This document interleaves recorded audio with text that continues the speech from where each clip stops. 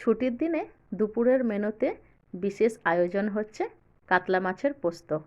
নমস্কার বন্ধুরা, মোমের নতুন একটা ব্লগে পরিবারের সবাইকে স্বাগত। আজকে যখন সকালে সুজিত বাজারে গেল, বাজার থেকে হঠাৎ করে ফোন করে বলছে যে বড়জোড়া থেকে একটা 5 কিলো সাইজের কাতলা মাছ এনেছে, তো ওখান থেকে পিস পিস করে দিচ্ছে। তো কথা হয়েছিল যে চিকেন হবে, রবিবার মানে তো চিকেন খেতে বেশি ইচ্ছে করে। তো যখন বলল যে এত বড় মাছ আর এখান থেকে পিস নিয়ে যাব, আমি আর না করলাম না। আমি বললাম তাহলে নিয়ে আসো। আর সত্যি এত বড় চাকাটা মানে কড়াতে পাশাপাশি দুটোই দেওয়া যাচ্ছে না, তো সেই জন্য চিকেনটাকে বাদ দিয়ে আজকেই রান্না করছি কাতলা মাছের পোস্ত। মাছগুলোকে এক এক করে ভালো করে ভেজে নিচ্ছি। কাতলা মাছটার সঙ্গে এনেছে অল্প একটুখানি পুঁটি মাছ। পুঁটি মাছটাকে ভাজা রাখবো, গরম গরম ভাতের সঙ্গে মাছ ভাজাটা কিন্তু দারুণ লাগে।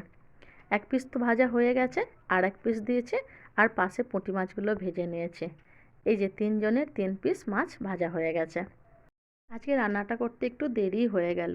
সকাল থেকে জল আসেনি, সাবমার্শাল হচ্ছে তো সেই জন্য সকাল থেকে জলটা একদম ঘোলা উঠছে। পরিষ্কার জল আসতে আসতে অনেক লেট হয়ে গেল, আর কাজ সারতেও ওই জন্য দেরি হয়ে গেছে। এখন বাজে প্রায় 11:30। তো সেই জন্য বেশি কিছু আজকে রান্না আর করতে পারবো না। এই মাছটাকেই পোস্ত করব, আর একটুখানি শাক, ডাল, আপাতত এইগুলোই করব। তেলেতে একটুখানি কাঁচা লঙ্কা আর টমেটো দিয়ে দিয়েছি, অল্প একটু হলুদ আর গুঁড়ো লঙ্কা দিয়ে দিয়েছি, আর ঝোলটা ফুটে যেতে মাছগুলোকে তুলে নিচ্ছি। মাছগুলো একটুখানি ফুটে গেলে তারপরে নামাবার আগে বাটা পোস্ত আমি এর সঙ্গে দিয়ে দেব। আর ওই দিকের ওভেনেতে আমি বাকি রান্নাগুলোকে এক এক করে করে নিচ্ছি।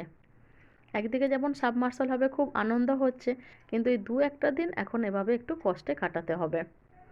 পোস্তটাও দিয়ে দিয়েছি, আর একটুখানি সর্ষের তেল তো দিলে ভালোই লাগে পোস্ততে। হয়ে গেছে মাছ পোস্তটা। সচরাচর আমাদের এই সামনের বাজারটাতে এত বড় মাছ একটু কমই আসে, বা হয়তো আসে আমরা গিয়ে পৌঁছতে পারি না। তো আজকে পাতে পেয়ে সত্যিই ভীষণ খুশি। চলো, অন্য রান্নাগুলোও তো হয়ে গেছে, এখন বাজে প্রায় 2:45। রান্না সারতে সারতে অনেকটাই দেরি হয়ে গেছে।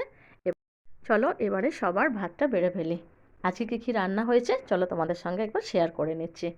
ঘি দিয়ে আর সবজি দিয়ে করেছি এটা মুগের ডাল, আর করেছি পালং শাকের তরকারি, পুঁটি মাছ ভাজা, আর মাছ পোস্ত। প্রায় প্রতিদিনই আমাদের কিন্তু মেনুতে পালং শাকটা থাকছে। আর তো শুধু শীতকালটাতেই খাবো বলো, আর তো তেমন পাওয়াই যায় না। তো সেই জন্য আজকে ছিমছামের ওপরে রবিবারের মেনুতে এই রান্নাগুলোই রেখেছি। আজকে ছুটির দিনটাতে তোমাদেরও দুপুরের মেনু কী কী ছিল আমাকেও কিন্তু অবশ্যই জানিও।